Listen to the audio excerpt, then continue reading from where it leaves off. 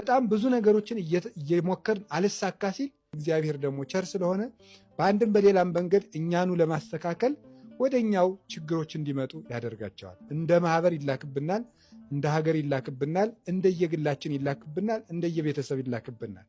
ስለዚህ ችግር የሚመጣው ለእግዚአብሔር ያለንን ፍቅር እንድንገልጽ፣ ከኃጢአታችን እንድንነጻ፣ ጸጋችን እንዲጠበቅልን፣ እንዳንወድቅ ደግሞ ለመጠበቅ፣ ከወደቅን ደግሞ ጥሪ ለማድረግ፣ በንስሐ ለመጥራት፣ በእነዚህ 5 ምክንያቶች እግዚአብሔር በአባትነቱ እንክብካቤ ችግር ወደኛ እንዲመጣ ያደርጋል ማለት ነው።